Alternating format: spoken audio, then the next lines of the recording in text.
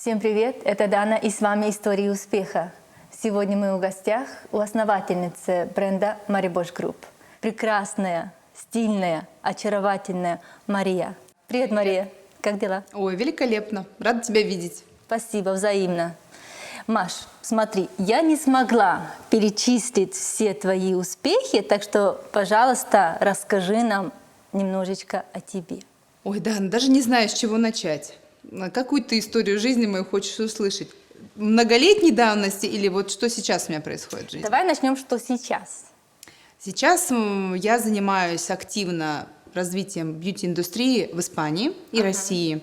Участвую в мировых чемпионатах, произвожу свою линию косметики для бровей, выпустила профессиональные кисти для бровей, открыла свою школу, студию по перманентному макияжу, обучаю студентов, веду онлайн-курсы, Инстаграм развиваю как блогер. В общем, активно занимаюсь бьюти-индустрией в сфере перманентного макияжа, лазерного удаления. Вот так вот. И когда ты все это успеваешь, и у тебя еще 3 детей. Ой, да, но мне не хватает 24 часов в сутки, но я очень стараюсь. По ночам, как и все, как и ты, наверное. Да, бывает.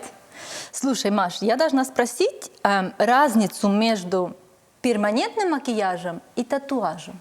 Что более востребовано и какая разница между этим? Слушай, это загадка, которую не может никто разгадать. На самом деле все зависит лишь от профессионализма мастера, от нажатия руки мастера, от качества пигмента. А по сути, то есть дело решает только техника. Чем глубже пигмент лежит в коже, это называется татуировкой. Чем более поверхностней, перманентный макияж. То есть временная татуировка, грубо говоря. Что пользуется спросом? Самые сейчас востребованные это пудровые брови, легкие губы воздушные. На самом деле, как ни назови, принцип один – это внесение пигмента в кожу. То есть я профессиональный мастер по перманентному макияжу. Ты уже 3 года завоевываешь рынок Испании и России и покоряешь женские сердца. Да, да, покоряю. Покоряешь. И мужские, кстати, мужские, тоже, да? да. Мужчины к нам тоже ходят в студию, да. Но на самом деле для меня не сколько важен бизнес как какое-то место, как локация, как в целом. Почему группа, да? Потому что здесь у нас есть и магазин, и школа. Что такое группа? Группа – это совокупность различных сфер, которые я объединяю. В том числе мы делаем и социальные проекты там, в наших социальных сетях. Занимаемся очень много. И снимаю я ролики юмористические на тему красоты, потому что я считаю, что красота через юмор – это вообще бомбическая. Чем мы больше критичнее к себе, тем это больше нравится людям. Высмеивание своих недостатков – это и есть залог успеха, мне кажется. Слушай, ты говоришь, что брови – это самая важная черта лица, да? Говорят, какие брови, такая и ты. Да. Вот что ты скажешь о моих бровях, что ты скажешь обо мне? Немножко я тебя знаю, конечно, Дана. По твоим бровям можно сказать, что ты достаточно мягкий человек, поскольку у тебя нет острых углов. Ты достаточно организованный, потому что у тебя есть графичные линии. И ты очень яркий человек, потому что цвет бровей у тебя на сегодняшний день ярче, чем цвет твоих волос. Поэтому вот так они выдали маленький секрет о твоей личности. Да, есть там что-то. Спасибо большое, спасибочки. Окей, расскажи нам сейчас, почему ты решила стать мастером бровей? Мастер бровей классно звучит, так и нравится. Мне больше нравится бьюти-гуру. Почему мне мама тут сказала, что бьюти-гуру это неприлично? То есть гуру-гуру тебе должны называть другие люди. Почему я себя называю? Потому что мне так нравится копаться в этой индустрии, которая вообще ко мне не имеет никакого отношения. Я вообще по образованию юрист, экономист и медиатор. У меня 3 высших образования. Да, 3 высших образования. 3, которые я получила еще в России. И работала по специальности. Так вышло, что я поменяла место жительства, и мне нужно было чем-то здесь заниматься. И просто так сложилось геополитически, что наши дипломы здесь не подлежат амалогации, то есть узакониванию. Вот, и поэтому мне пришлось выбрать такую профессию прикладную, которую я могу получить на территории Евросоюза и работать. Но оказалось, что я выбрала ту профессию, которая на самом деле требует лицензирования на территории Испании. И мне пришлось 1,5 года получать практически высшее образование на испанском языке, и нашим зрителям и девчонкам, которые хотят заниматься этой профессией, я хочу сказать, что оказывается, получить диплом мастера по перманентному макияжу в Испании, кстати, сложно, ну, достаточно трудоемко. То есть и начала с бровей только потому, что это самая востребованная у девочек часть на лице, которую хочется постоянно облагораживать. Хорошо, а если бы не гуру красоты, кем бы ты была? Артисткой. Я бы, если повернуть машину вспять, я бы оказалась в 2000 году, когда я выбирала свое образование, не по родительскому наитию, а по своему зову сердца, я бы, конечно, пошла бы куда-нибудь вот в Москву, в какой-то театральный институт. Да. А почему не сделала этого? Смелости не хватило. Это же я не такая была резкая, как сейчас. А что поменялось? Я стала увереннее в себе, могу принимать решения, отвечать за себя. Хотя вот, например, мой муж так не считает. Он говорит, что я ребенок еще. Я могу принять решение, да, волевое могу принять решение. И самое, наверное, странное, потому что подружки задают вопрос, ну а почему, что тебе мешает сейчас пойти учиться? Правильно, да. Сила есть, воля есть, а силы воли нет, знаешь. Да неохота уже, честно говоря. Учиться именно технически. Какие решения ты приняла в начале своей карьеры, которые стали самыми важными для тебя? Ну, во-первых, я без спроса, оставив детей, поехала в Россию, вернулась на учебу. Мои близкие были против вообще, чтобы я чем-то занималась. Они больше склонялись к тому, чтобы я занималась взращиванием детей. Но я знаю такую притчу, что когда мама многодетная остается дома, то есть ей проще найти какую-то новую профессию, реализовать себя там, чем реализовать себя мамой. Поэтому я знаю очень много многодетных именно мам, которые начинают делать свою карьеру. И, наверное, у меня такая же точная история. Мне захотелось вырваться из плена тарелок, кастрюль и швабр, да, и вырваться и побежать, творить прекрасно, делать пользу для людей. Потому что, мне кажется, когда счастливая мама – это та, которая реализованная мама. Моим детям неинтересно смотреть на меня грустную и замученную. А когда я прихожу уставшая и восторженная домой с работы, они намного меня рады больше видеть, чем в обычной жизни. Вот. И это мой был один из самых, наверное, такой волевых решений поменять абсолютно свою жизнь. На самом деле, если так по-честному говорить, то есть я делала все наоборот. Есть такая одна история успеха, мне очень она нравится, и я, по сути, ее повторяю, ну, в кавычках, для себя внутри, естественно. По-моему, эта история была в Лондоне. Один парень решил открыть ресторан. Не было у него никаких медийных возможностей для рекламы, может быть, даже финансов. В общем, он запустил сначала такую утку, что открылся крутой ресторан. И набрал себе такую определенную клиентуру за какой-то период времени. Они все звонили, пытались записаться в ресторан. Он говорит, full booking, полная запись. Вот. И когда уже ресторан был открыт, была презентация, у него была очередь. Вот я по этой же схеме работаю, понимаешь? Сначала я давала рекламу в журналы. Всем рассказывала, что я великий бровист всея Руси, что у меня есть там награды, достижения. Я пошла от обратного, и всем просто захотелось прийти и попробовать. Закон притяжения. Да, на самом деле у меня был маленький опыт, но я так себя рекламировала, ну и посредством, конечно, моих друзей и так далее. То есть я решила на такой хитростью. И действительно, у меня получилось, потому что народ пошел, нифига, какая крутая, да она там и это, и пятое, и десятое. Ну, естественно, я начала участвовать сразу на чемпионатах. Практически вот просто в первый год, как только я получила профессию, я пошла по чемпионатам.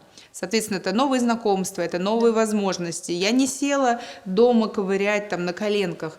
я поперла по масштабам знакомиться с самыми топовыми гуру в нашей индустрии. А вы не представляете, какая у нас крутая индустрия. Сейчас, может быть, для простого зрителя непонятно, но для нас, для профессионалов, мы, конечно, бомбанули за последние 5 лет. Мастера по перманентному макияжу стали просто как звезды Голливуда, то есть их приглашают на конференции, они обмениваются опытом, они выпускают новые свои какие-то пигменты, машинки, продукцию под своим брендом. Вот как я сейчас тоже выпустила линию миниатюрной косметики для бровей. Буду ее реализовывать через Amazon, поэтому наши зрители, клиенты мои могут потом приобрести косметику для домашнего ухода и для профессионального ухода за бровями. То есть мы все уже сейчас так прям продаем себя как звезды, как будто прям еще микрофон, и мы запоем. То есть вот такая у нас интересная сфера. Мне она очень понравилась. Здесь можно выделяться, здесь можно раскрывать свои потенциалы, здесь можно быть, не страшно быть ярким и креативным. То есть практически МХАТ. Какие твои самые сильные стороны? Мои сильные стороны. Я практически всегда довожу дело до конца, иду на прорыв, и у меня как-то в жизни всегда все удается, складывается. Все, что бы я ни загадала, то есть, я не знаю, наверное, Удача? это удача, что ли, успех? Удача, да. Не успех, удача. А ты думаешь, есть удача, если без работы? Да, есть люди удачливые просто по жизни. Они могут не работать, но у них прям все прет, все как-то складывается. Да, есть такие люди, да. Может, просто их мало. Да. Что самое тяжелое в твоей работе на сегодняшний день? Наверное, это правильно наладить контакт с клиентом, чтобы он потом вернулся, и чтобы он о тебе хорошо говорил и оставил свои позитивные эмоции тебе, и ты тоже, то есть обмен энергией, эмоциями позитивными, потому что очень много есть, не то что клиентов, разных людей сложных, с которыми приходится непросто. И потом хочется прям свечку зажечь и умыться.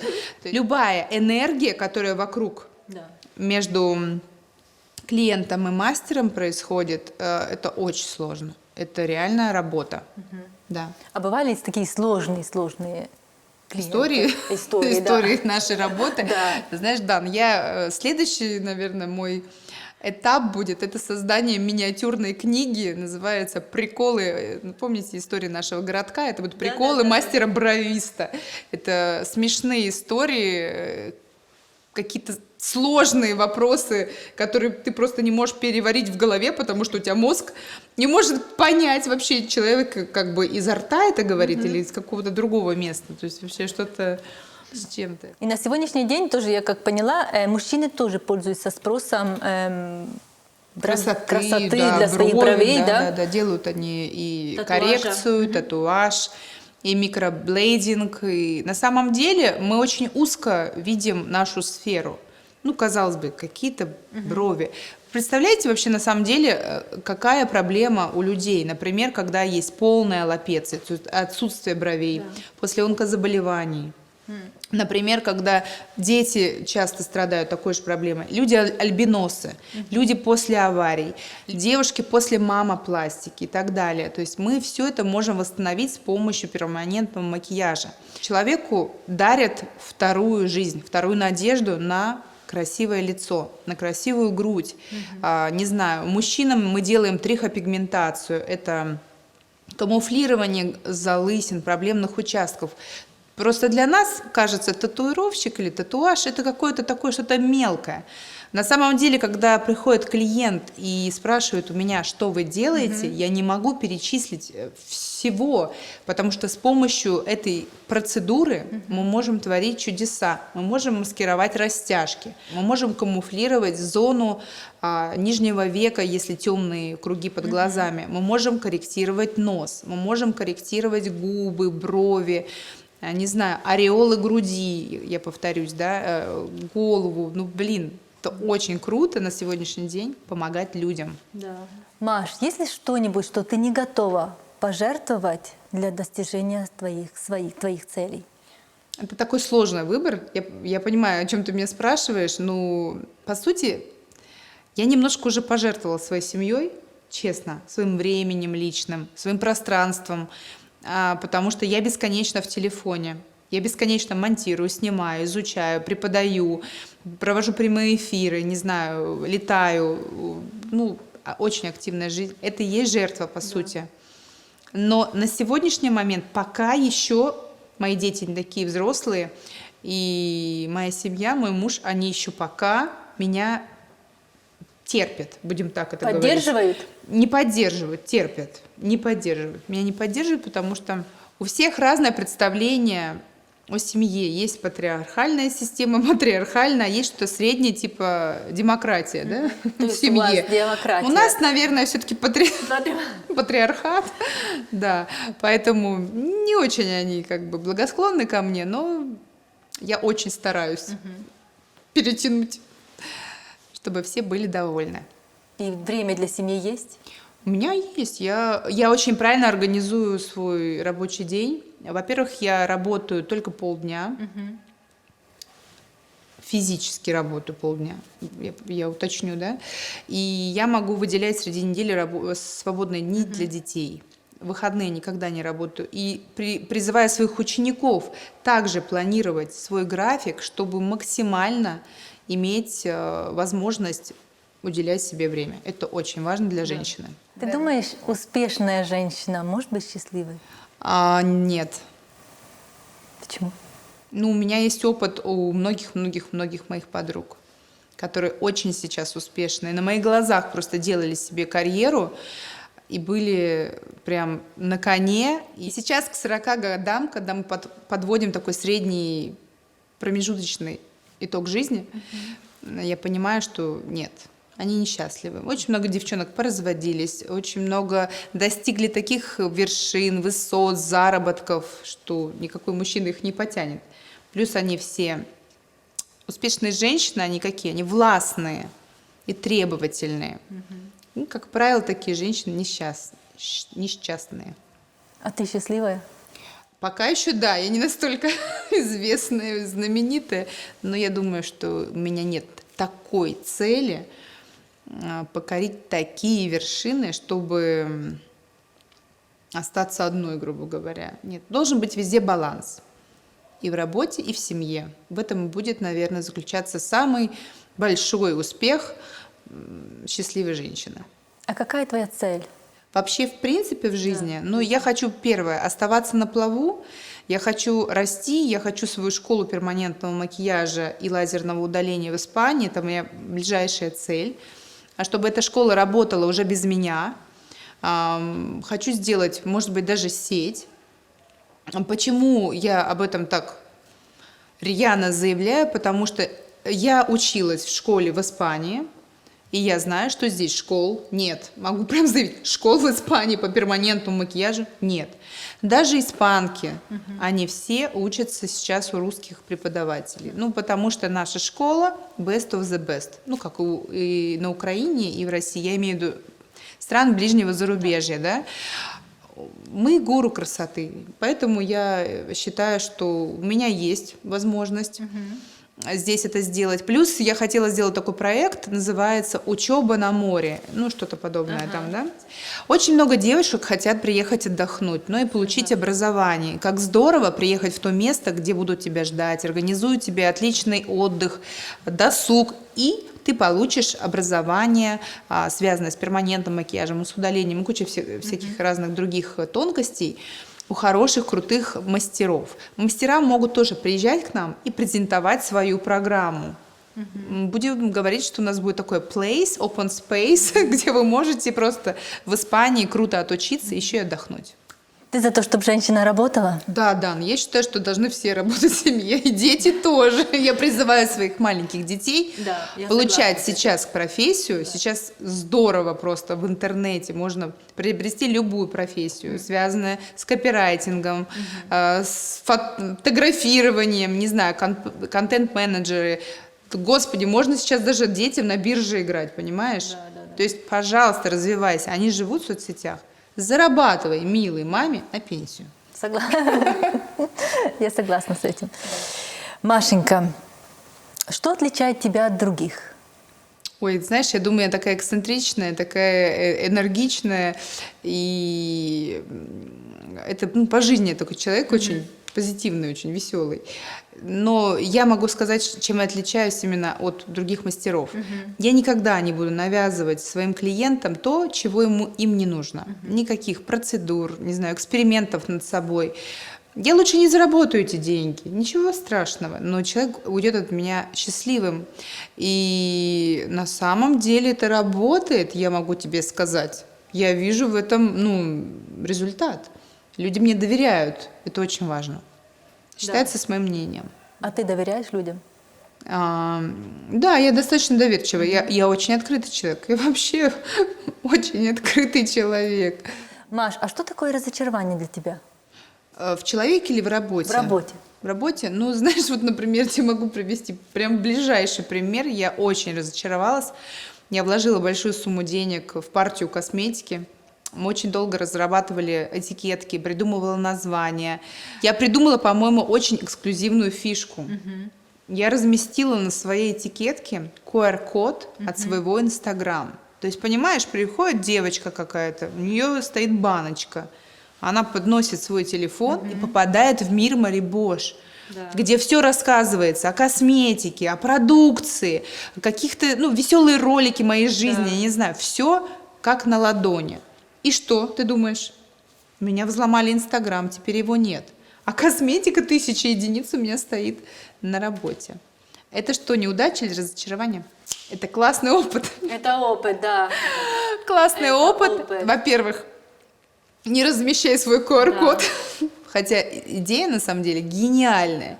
Я хотела даже патент сделать. Честно говорю, патент хотела на эту идею, потому что проще и круче ничего нет. Не надо писать название, не надо объяснять, что за составы, срок хранения. Ты просто сканируешь, а там у тебя все о этой волшебной баночке. Вот такое разочарование у меня сейчас. А мотивация? Что тебя мотивирует каждый день? Мотивирует, когда у меня проблемы в семейной жизни. Это самая моя большая мотивация. То есть, если какая-то есть проблема с детьми, не знаю, там, что-то не поладили мы с мужем, или что-то долго выясняем, это для меня такой пинок, потому что когда все хорошо, я прям реально чувствую, я расслабляюсь. Прям такая вот, прям хочется как на диванчик откинуться. Как только дома какой-то стресс, я понимаю, нет, надо бежать только вперед, потому что там тебя ждет успех. Согласна. Если бы сегодня был последний день твоей жизни, что бы ты не хотела оставить незавершенным? Я бы, наверное, призналась в любви своим близким. Сейчас заплачу, да. Нет, это хорошо, да? А почему до сих пор этого не сделала? Не знаю, как-то я не люблю это. А что такое слово «любовь» для тебя? Знаешь, Дан, я родилась в Советском Союзе, в семье директора школы и главного архитектора завода. Слово «любовь» в нашей семье звучало крайне редко. И, может быть, даже по праздникам. Поэтому слово «любовь», для меня очень трудно тебе объяснить. Но в моем понимании это, наверное, что-то такое прям теплое, душевное, не знаю. Это, наверное, не самое главное в моей жизни. На сегодняшний Да. день. Окей, ты бы не поставила себе такую цель, то есть в ближайшем время, то есть немножечко Полюбить кого-то. Полюбить своих родителей, сказать им «я люблю тебя», полюбить своих друзей, я знаю, что ты их любишь, говорить людям «я люблю тебя». Это вот мой, наверное, следующий экспириенс будет, это говорить людям, что я их люблю. Это надо научиться, это реально. Это для кого-то просто, вы даже, может, даже не задумываетесь на эту тему, а для кого-то это прям травма, травма психологическая. Эту травму можно убрать. Да, пойдем к шаману, я так думаю, экстрасенсу, пусть меня усыпит. Нет, Машенька, шаман здесь не поможет. Да. Просто сама должна говорить всем людям. Я люблю тебя, вот, например, Да я не могу так люблю сказать. тебя. Я не могу, но у меня стоит барьер. Я этого, не знаю, стесняюсь. Стесняешься Да. сказать «я люблю тебя»? Да.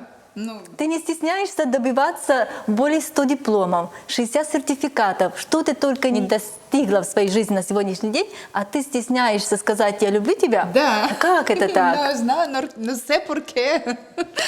Да, но так бывает. Люди, они странные.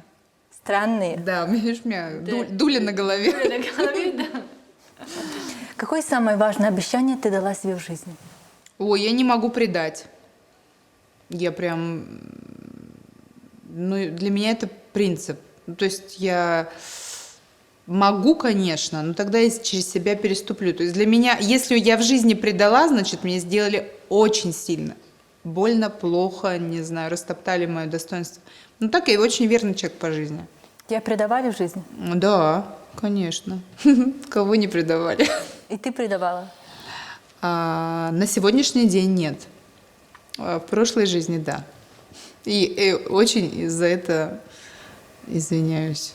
А какой смысл твоей жизни? Мы говорили о целях раньше, а сейчас давай, какой смысл в жизни для тебя? Я живу, чтобы сделать людей лучше. Понимаешь? Да. Это моя цель. Чтобы помочь людям. Помочь людям. Когда мне пишут благодарственные письма и отзывы, я понимаю, что я нужна. Нет, 100%. Но это касаемо работы. А мама для детей тоже самый важный винтик в механизме. Я хочу показать своим детям, что можно в любом возрасте добиться успеха. Я хочу показать им, что можно учиться, работать, отдыхать, путешествовать, иметь семью, встречаться с друзьями, заниматься какими-то спортами, хобби и так далее, вне зависимости от возраста, от социального статуса, от денег. Просто, балдеть от жизни, кайфовать. Мы живем всего 80 лет. Кому повезет. Да. Кому повезет, всего да. 80 лет. Я терпеть не могу ссориться и долго обижаться. Я готова человеку все простить уже, через 2-3-5 минут. Я терпеть не могу, когда со мной не разговаривают. Я терпеть не могу, когда люди отворачиваются, не выясняют отношения, закрываются. И это все уменьшает их жизнь. Она у нас такая короткая. Да. Поэтому я живу по кайфу, знаешь, кайфую. Наслаждайся жизнью. Наслаждаюсь жизнью и хочу, чтобы мои дети тоже наслаждались. К сожалению, сейчас современная молодежь очень сложная. И мне, как современной маме, сложно со современной молодежью. То есть мы не всегда в гармонии, мы иногда и в борьбе. Вот в этой борьбе тоже приходится существовать. Да. Если бы ты могла что-то изменить в реальности, что бы ты изменила? Я бы себя окружила только добрыми, позитивными людьми. Честно, я сталкиваюсь С токсичными? прям с токсичными людьми, и они прям сосут мою энергию, почему? комары моей жизни. А почему ты даешь, чтобы они сосали твою энергию? Такая вот я, открытый человек очень. Незащищенная в этом плане я. Много себя тоже даю, раздаю себя. Ты думаешь, наша судьба написана или мы создаем ее нашими действиями? Я думаю, что написано. Я часто прикладываюсь. Серьезно? Да, мне нравится. Думаешь, что написано? У меня все сходится всегда. Если бы тебе всю жизнь приходилось делать что-то бесплатно, что бы ты делала? Помогала онкобольным. Постреабилитационный период. Это то, что могу делать я, например. Дарить красоту людям, это такое очень важное для них. И для нас. Это здорово. Многие мастера делают так. И это круто. Я им благодарна за то, что они помогают людям, которые нуждаются в помощи. До сих пор, который был самый важный урок твоей жизни до этого момента? Самый важный, не занимать денег людям никогда. Никогда не давать долг. Это мой принцип теперь уже. Любые суммы, независимости от количества денежных купюр, нехорошо. Люди иногда пользуются этим. Какое самое эмоциональное, позитивное воспоминание в твоей жизни? Ты знаешь, я очень люблю делать подарки такие масштабные. Люблю делать приятное людям. Я организовывала несколько дней рождений для близкого мне человека. И это, наверное, самые запоминающиеся красочные такие сюжеты в моей истории, потому что они были, сумасшедшие такие, которые, трудно представить в обычной жизни. И это было круто. А что ты делала? Какой-то подарок какой-то? Или что это Например, было, да? например. Да. Я тайком записала в оперном театре песню. Сама написала песню, музыку, по-моему, с «Коммуни» сделала, я не помню. Записала поздравления у всех друзей. Но это было просто очень много лет назад. Сейчас это все делают на телефон, да? Но тогда это было очень сложно с камерой. Это было очень так проблематично всех обзвонить. И прошло несколько месяцев, как я подготовила этот микрофильм. Сняла целый фильм, как происходила вот эта вся наша жизнь, с распечатками там фотографий на работе, дома, в общем. И человек ничего даже не ожидал. Ну, мой муж Андрей, он даже ничего не подозревал. И я его пригласила на его день рождения прогуляться по набережной Бануса. Он идет, я говорю: ой, смотри, на яхточке шампанское стоит и ягодка. Пойдем зайдем. Мы заходим. В яхте был такой выдвижной телевизор. Яхта начинает отплывать. Он говорит: что происходит? У нас маленький грудной ребенок в коляске.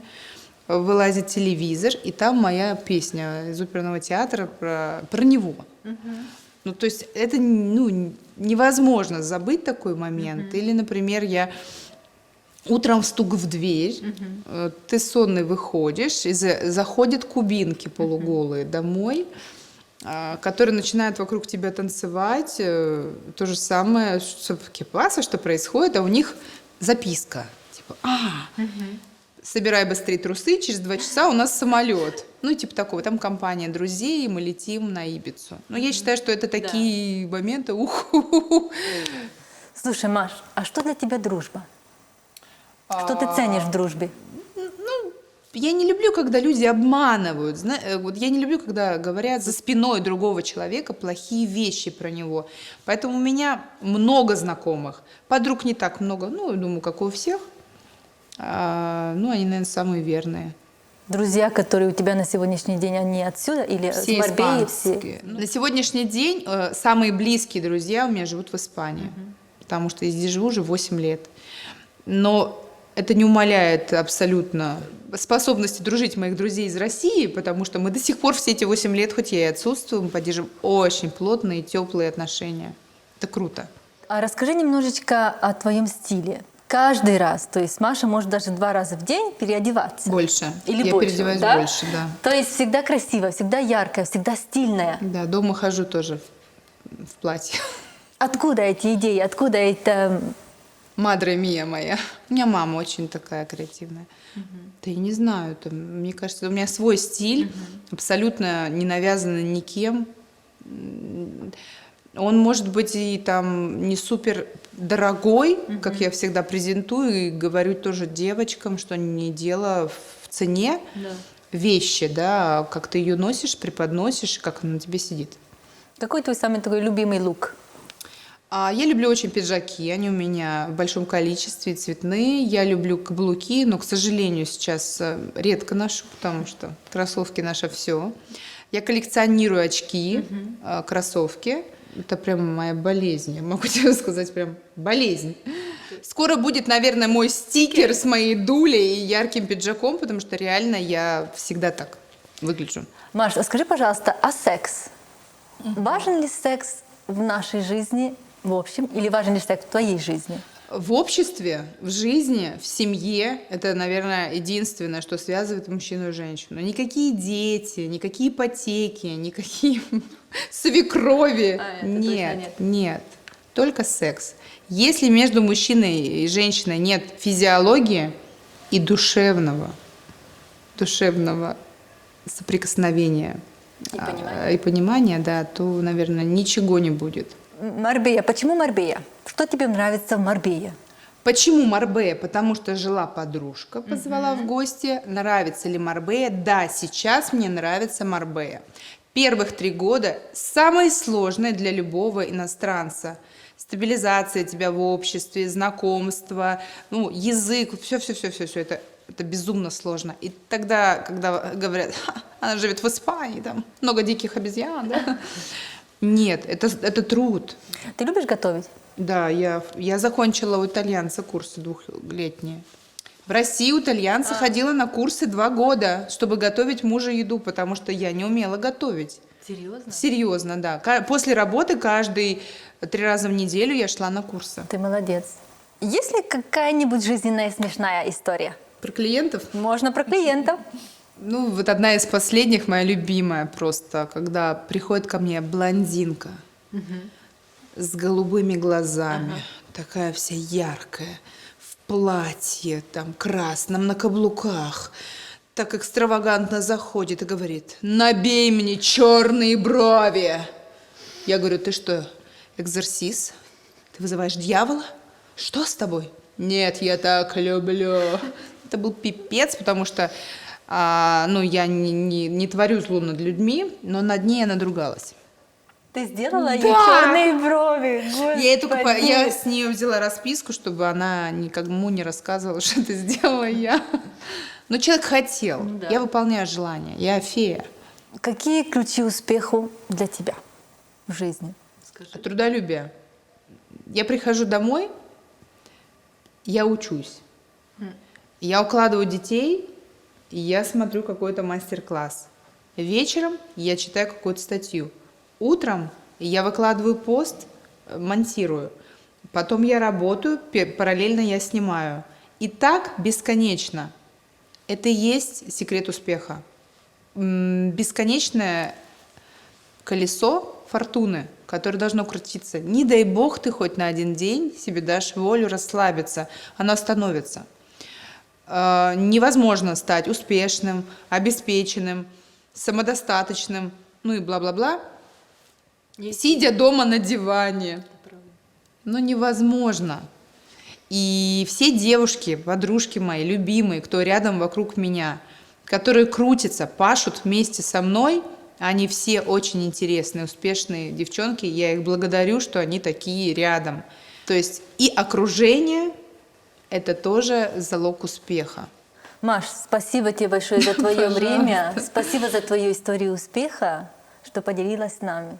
Мне было очень приятно и интересно покопаться в себе. Благодаря тебе, Дана.